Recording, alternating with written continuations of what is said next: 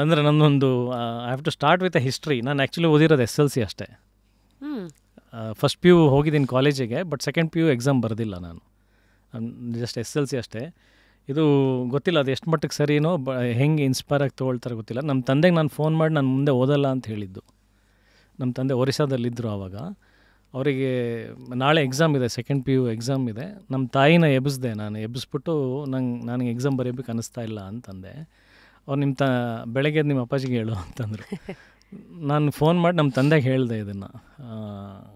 ನಾನು ಈ ಥರ ಸಿನಿಮಾದಲ್ಲಿ ಟ್ರೈ ಮಾಡ್ತೀನಿ. ನನಗೆ ಈಗ ಸೆಕೆಂಡ್ ಪಿ ಯು ಕಂಪ್ಲೀಟ್ ಮಾಡಿ ನಾನು ಅಗೇನ್ ಮತ್ತೆ 3 ವರ್ಷ ಡಿಗ್ರಿ ಮಾಡಿ ಇದು ಒಂದು 5-6 ವರ್ಷ ಇದರಲ್ಲೇ ನಾನು ಕಳೆಯೋದು ಬದಲು ನನಗೆ ಟೈಮ್ ಕೊಡಿ. ನಾನು I want to spend in trying my career in the film industry. ನಂಗೆ ಇದು ಬಿಟ್ಟರೆ ಬೇರೆ ಆಸೆ ಇಲ್ಲ. ಅದು ಅವರಿಗೂ ಗೊತ್ತಿತ್ತು ಅದು. ಈ ಸೈಡ್ ಓಕೆ ಮೈ ಸನ್. ಆಮೇಲೆ ಬಟ್ ಕೆಲವೊಂದು ಸಿದ್ಧಾಂತಗಳು ಹೇಳಿದರು ಅವರು. ಒಂದೇ ಒಂದು, ನೀನು ಯಾರ ಮುಂದೆನೂ ಕೈ ಚಾಚಬಾರ್ದು, ತಲೆ ಎತ್ಕೊಂಡು ಓಡಾಡೋ ಥರ ಬದುಕಬೇಕು. ಅದು ಯಾವುದೇ ಕೆಲಸ ಆಗಿರಲಿ. You become a sweeper. ಏನೇ ಕಸ ಹೊಡೆಯೋ ಕೆಲಸ ಮಾಡಿದ್ರೆ, ಏನೇ ಮಾಡಿದ್ರೂ ನೀನು ಕೈ ಚಾಚಬಾರ್ದು. ಆಮೇಲೆ ಯಾರಿಗಾದರೂ ಸಾಲ ಕೊಟ್ಟರೆ ಅದು ವಾಪಸ್ ಬರಲ್ಲ ಅಂತ ಗೊತ್ತಿರಬೇಕು. ಅಷ್ಟು ಕೆಪಾಸಿಟಿ ಇದ್ದರೆ ಸಾಲ ಕೊಡು. ಆ್ಯಂಡ್ ನಿನ್ನ ಎಜುಕೇಷನ್ ನನಗೆ ಅದೆಲ್ಲ ಏನು ಕ್ವಾಲಿಫಿಕೇಷನ್ ಮ್ಯಾಟ್ರ್ ಆಗೋಲ್ಲ. How much educated you are as a human.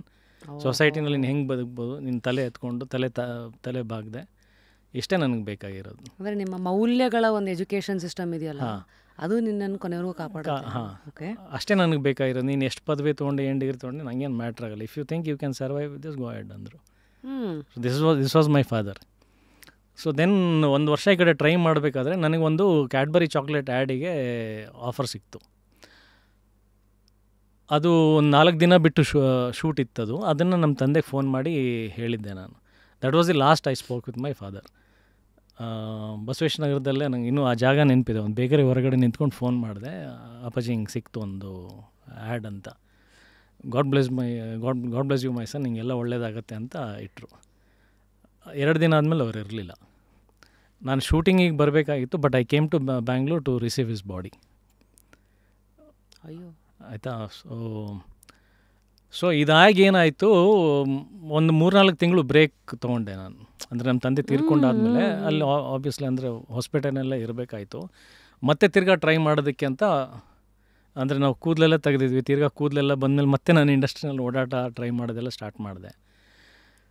ಈ ಫೇಸ್ ನಮ್ಮಮ್ಮ ಆ ಟೈಮಲ್ಲಿ ಒಬ್ಬರೇ ಇರ್ತಾಯಿದ್ರು ಹಾಸ್ಪಿಟಲ್ನಲ್ಲಿ. ನಮ್ಮ ಅಕ್ಕ ಮದುವೆ ಆಗಿ ಹೋಗಿದ್ದರು. ನಮ್ಮ ಅಣ್ಣ ಇಲ್ಲಿ ಟ್ರೈನಿ ಆಗಿದ್ದರು. ನಮ್ಮ ಅಣ್ಣಂದು ಒಂದು ರೂಮ್ ಇತ್ತು, ಅದರಲ್ಲೇ ಇರ್ತಾಯಿದ್ದೆ ನಾನು ಬಂದು. ಅವ್ನ ಪಾಪ ಡೈಲಿ ನನಗೆ 100 ರೂಪಾಯಿ ಪಾಕೆಟಲ್ಲಿ, ಅವ್ನು ಬರ್ತಾಯಿದ್ದೆ ಸಂಬಳ ಕಡಿಮೆ, ಅದರಲ್ಲಿ ನನಗೆ 100 ರೂಪಾಯಿ ಇಟ್ಬಿಟ್ಟು ಅವ್ನ ಆಫೀಸಿಗೆ ಹೋಗ್ತಾಯಿದ್ದ. ಈ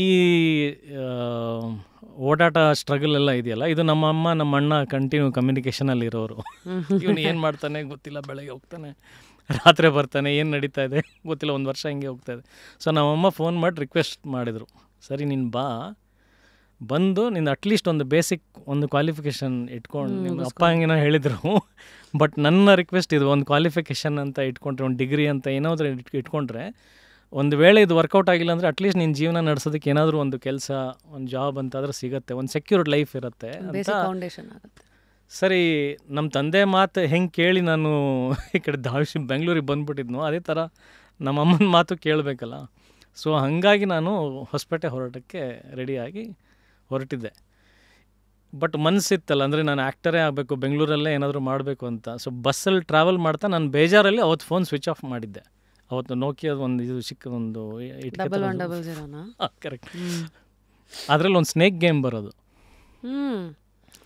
ರಾತ್ರಿ ಬಸ್ಸಲ್ಲಿ ಹಿಂಗೆ ಹೋಗ್ತಾ ನಿದ್ದೆ ಬರ್ತಾ ಇರಲಿಲ್ಲ ನನಗೆ. ಅದನ್ನು ಸ್ವಿಚ್ ಆನ್ ಮಾಡಿದೆ ಸ್ನೇಕ್ ಗೇಮ್ ಮಾಡೋದಕ್ಕೆ.